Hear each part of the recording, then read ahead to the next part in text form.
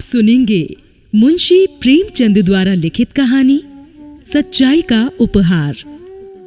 तहसीली मदरसा बनाव के प्रथमाध्यापक मुंशी भवानी सहाय को बागवानी का कुछ व्यसन था। क्यारियों में भांति भांति के फूल और पत्तियां लगा रखी थी। दरवाजों पर लताएं चढ़ा दी थी। इससे मदरसे की शोभा अधिक हो गई थी। वो मिडिल कक्षा के लड़कों से भी अपने बागीचे के सींचने और साफ करने में मदद लिया करते थे। अधिकांश लड़के इस काम को रुचिपूर्वक करते, इससे उनका मनोरंजन होता था। किंतु दर्जे में 4-5 लड़के जमींदारों के थे।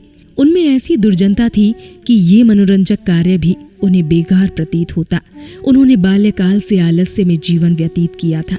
अमीरी का झूठा अभिमान दिल में भरा हुआ था।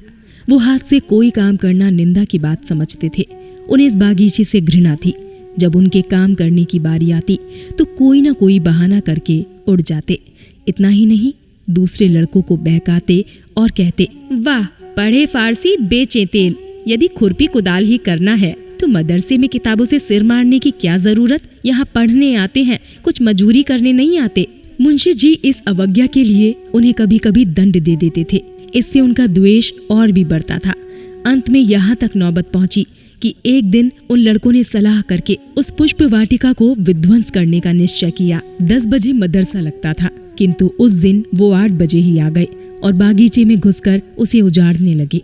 कहीं पौधे उखाड़ फेंके, कहीं क्यारियों को रौंद डाला, पानी की नालियां तोड़ डाली, क्यारियों की मेढ़े खोद डाली। मारे भय के छाती धड़क रही थी कि कहीं कोई देखता ना हो। लेकिन एक छोटी सी फुलवाड़ी के उजड़ते कितनी देर लगती है। 10 मिनट में हरा भरा बाग नष्ट हो गया। तब ये लड़के शीघ्रता से निकले, लेकिन दरवाजे तक आए ही थे कि उन्हें उनके सहपाठी की सूरत दिखाई दी। ये एक दुबला पतला दरिद्र और चतुर लड़का था। उसका नाम बाज बहादुर था। बड़ा गंभीर शांत लड़का था। उधम पार्टी के लड़के उससे जलते थे। उसे देखते ही उनका रक्त सूख गया।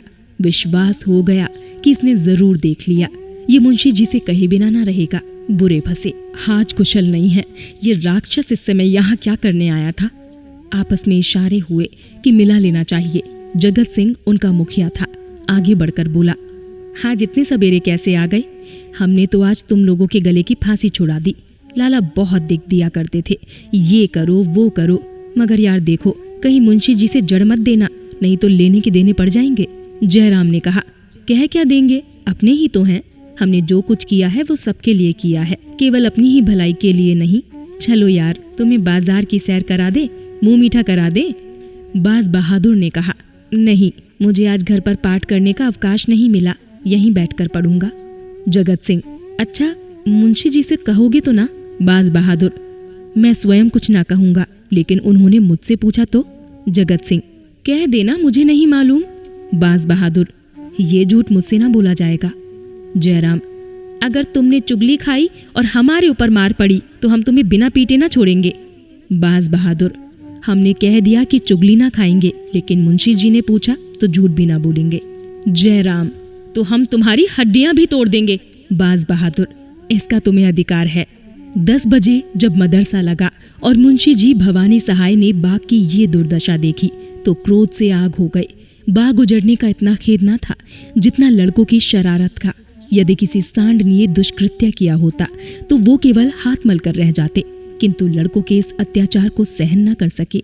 ज्यों ही लड़के दर्जे में बैठ गए, वो तेवर बदले हुए आए और पूछा, ये बाग किसने उजाड़ा है। कमरे में सन्नाटा छा गया। अपराधियों के चेहरों पर हवाइयां उड़ने लगी। मिडिल कक्षा के 25 विद्यार्थियों में से कोई ऐसा ना था जो इस घटना को ना जानता हो, किंतु किसी में ये साहस ना था कि उठकर साफ साफ कह दे। सबके सब सिर झुकाए मौन धारण किए बैठे थे। मुंशी जी का क्रोध और भी प्रचंड हुआ।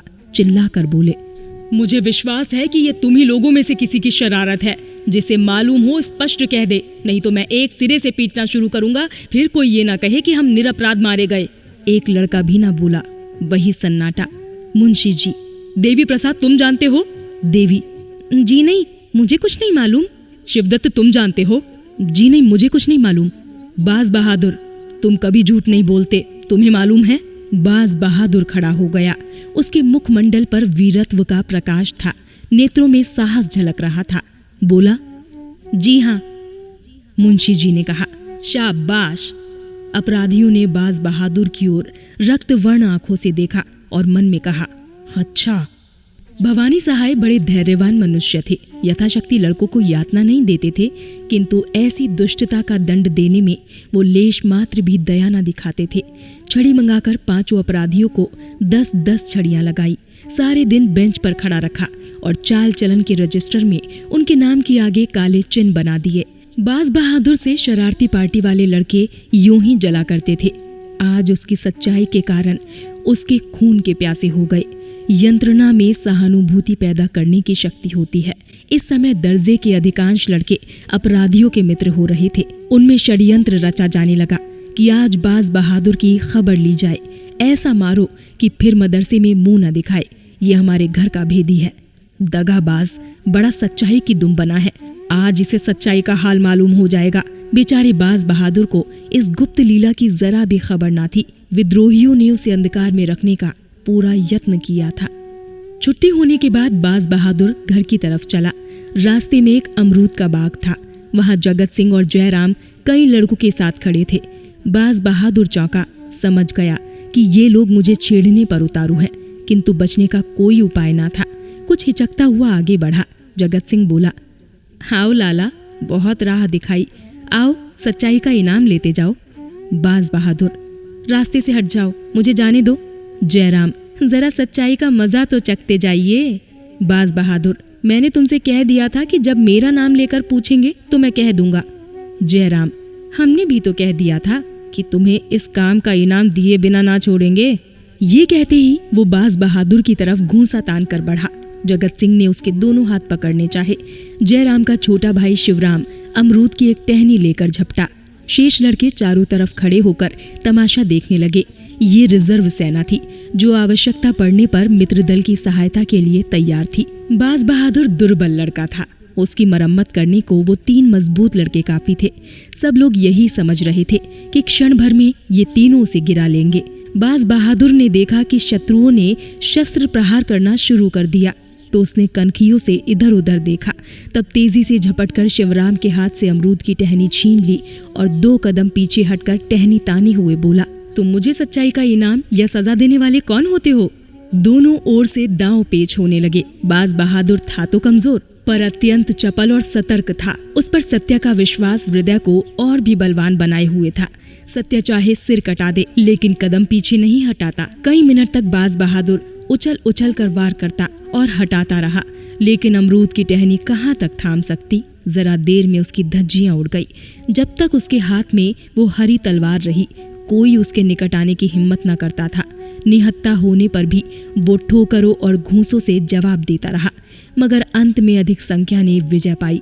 बाज बहादुर की पसली में जयराम का एक घूंसा ऐसा पड़ा कि वो बेदम होकर गिर पड़ा। आंखें पथरा गई और मूर्छा सी छा गई। शत्रुओं ने ये दशा देखी तो उनके हाथों के तोते उड़ गए। समझे इसकी जान निकल गई, बेतहाशा भागे। कोई 10 मिनट के पीछे बाज बहादुर सचेत हुआ। कलेजे पर चोट लग गई थी। घाव ओछा पड़ा था, जिस पर भी खड़े होने की शक्ति न थी। साहस करके उठा और लंगड़ाता हुआ घर की ओर चला। उधर ये विजयी दल भागते भागते जयराम के मकान पर पहुंचा। रास्ते ही में सारा दल तितर बितर हो गया। कोई इधर से निकल भागा, कोई उधर से। कठिन समस्या आ पड़ी थी। जयराम के घर तक केवल 3 सुदृढ़ लड़के पहुंचे। वहां पहुंचकर उनकी जान में जान आई। जयराम, कहीं मर न गया हो, मेरा घूंसा खूब बैठ गया था। जगत सिंह, तुम्हें पसली में नहीं मारना चाहिए था, अगर तिल्ली फट गई होगी तो ना बचेगा। जयराम, यार मैंने जान के थोड़ी मारा था, संयोग ही था। अब बताओ क्या किया जाए? जगत सिंह, करना क्या है, चुपचाप बैठे रहो। जयराम, कहीं मैं अकेला तो ना फंसूंगा? जगत सिंह, अकेले कौन फंसेगा, सबके सब साथ चलेंगे। जयराम, अगर बाज बहादुर मरा नहीं है तो सीधे उठकर मुंशी जी के पास जाएगा। जगत सिंह, और मुंशी जी कल हम लोगों की खाल अवश्य उधेड़ेंगे। जयराम, इसीलिए मेरी सलाह है कि कल से मदरसे जाओ ही नहीं, नाम कटा के दूसरी जगह चलेंगे, नहीं तो बीमारी का बहाना करके बैठे रहेंगे। 1-2 महीने बाद जब मामला ठंडा पड़ जाएगा तो देखा जाएगा। शिवम, और जो परीक्षा होने वाली है? जयराम, ओहो, इसका तो ख्याल ही ना था, 1 ही महीना तो और रह गया है। जगत सिंह, तुम्हें अब की बार वजीफा जरूर मिलता। जयराम, हाँ मैंने बहुत परिश्रम किया था। तो फिर? जगत सिंह, कुछ नहीं, तरक्की तो हो ही जाएगी, वजीफे से हाथ धोना पड़ेगा। जयराम, बाज बहादुर के हाथ लग जाएगा। जगत सिंह, बहुत अच्छा होगा, बेचारे ने मार भी तो खाई है। दूसरे दिन मदरसा लगा। जगत सिंह, जयराम और शिवराम तीनों गायब थे। वली मोहम्मद पैर में पट्टी बांधे आए थे, लेकिन भय के मारे बुरा हाल था। कल के दर्शक गण भी थरथरा रहे थे कि कहीं हम लोग गेहूं के साथ घुन की तरह न पिस जाएं। बाज बहादुर नियमानुसार अपने काम में लगा हुआ था। ऐसा मालूम होता था मानो से कल की बातें याद ही नहीं है, किसी से उनकी चर्चा ना की। हाँ, आज वो अपने स्वभाव के प्रतिकूल कुछ प्रसन्न चित्त देख पड़ता था। विशेषतः कल के योद्धाओं से वो अधिक हिला मिला हुआ था। वो चाहता था कि ये लोग मेरी ओर से निशंक हो जाएं। रात भर की विवेचना के पश्चात उसने यही निश्चय किया था, और आज जब संध्या समय वो घर चला तो उसे अपनी उदारता का फल मिल चुका था। उसके शत्रु लज्जित थे और उसकी प्रशंसा करते थे, मगर ये तीनों अपराधी दूसरे दिन भी न आए। तीसरे दिन भी उनका कोई पता न था। वो घर से मदरसे को चलते, लेकिन देहात की तरफ निकल जाते। वहां दिन भर किसी वृक्ष के नीचे बैठे रहते अथवा गुल्ली डंडा खेलते। शाम को घर चले आते। उन्होंने ये पता लगा लिया था कि समर के अन्य सभी योद्धागण मदरसे आते हैं और मुंशी जी उनसे कुछ नहीं बोलते, किंतु चित्त से शंका दूर न होती थी। बाज बहादुर ने जरूर कहा होगा, हम लोगों के जाने की देरी है। गए और बेभाव की पड़ी। यही सोचकर मदरसे आने का साहस न कर सकते थे। चौथे दिन प्रातःकाल तीनों अपराधी बैठे सोच रहे थे कि आज किधर चलना चाहिए। इतने में बाज बहादुर आता हुआ दिखाई दिया। इन लोगों को आश्चर्य तो हुआ, परंतु उसे अपने द्वार पर आते देखकर कुछ आशा बंध गई। ये लोग अभी बोलने भी ना पाए थे कि बाज बहादुर ने कहा, क्यों मिस्टर, तुम लोग मदरसे क्यों नहीं आते? 3 दिन से गैर हाजिरी हो रही है। जगत सिंह, मदरसे क्या जाएं, जान भारी पड़ी है। मुंशी जी एक हड्डी भी तो ना छोड़ेंगे। बाज बहादुर, क्यों, वली मोहम्मद, दुर्गा सभी तो जाते हैं। मुंशी जी ने किसी को कुछ भी नहीं कहा। जयराम, तुमने उन लोगों को छोड़ दिया होगा, लेकिन हमें भला क्यों छोड़ने लगे? तुमने एक एक की 3-3 जड़ी होगी। बाज बहादुर, आज मदरसे चलकर इसकी परीक्षा ही कर लो। जगत सिंह, ये झांसे रहने दीजिए, हमें पिटवाने की चाल है। बाज बहादुर, मैं तो कहीं भागा नहीं जाता। उस दिन सच्चाई की सजा दी थी, आज झूठ का इनाम दे देना। जयराम, सच कहते हो, तुमने शिकायत नहीं की? बाज बहादुर, शिकायत की कौन बात थी? तुमने मुझे मारा, मैंने तुम्हें मारा। अगर तुम्हारा घूंसा ना पड़ता तो मैं तुम लोगों को रण क्षेत्र से भगा कर दम लेता। आपस के झगड़ों की शिकायत करना मेरी आदत नहीं है। जगत सिंह, चलूं तो यार, लेकिन विश्वास नहीं आता तुम हमें झांसा दे रहे हो, कचूमर निकलवा लोगे। बाज बहादुर, तुम जानते हो झूठ बोलने की मेरी बान नहीं है।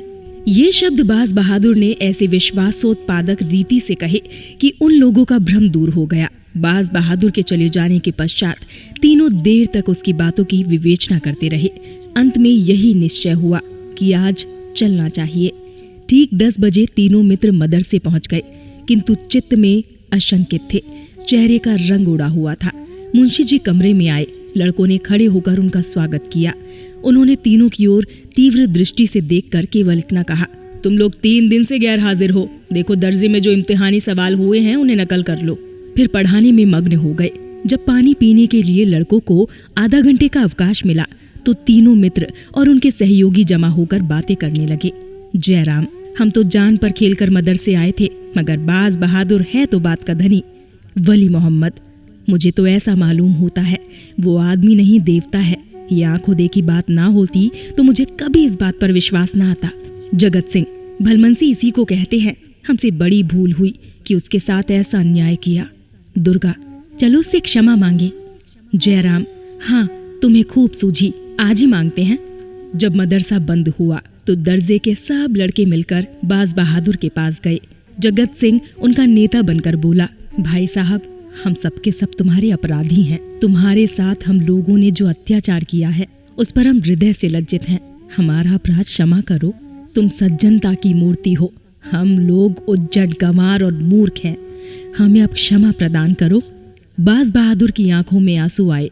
बोला, मैं पहले भी तुम लोगों को अपना भाई समझता था और अब भी वही समझता हूँ। भाइयों के झगड़ों में क्षमा कैसी? सबके सब उसके गले मिले। उसकी चर्चा सारे मदरसे में फैल गई। सारा मदरसा बाज बहादुर की पूजा करने लगा। वो अपने मदरसे का मुखिया, नेता और सिरमौर बन गया।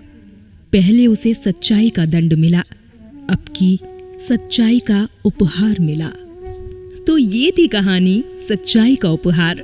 आपको ये कहानी कैसी लगी हमें नीचे कमेंट सेक्शन में लिखकर ज़रूर बताएं। और अगर आपको हमारी कहानियाँ पसंद आती हैं तो हमारे चैनल को लाइक, शेयर, सब्सक्राइब करना ना भूलें और सुनते रहें स्टोरियन लफ्ज़ों के हमसफ़र।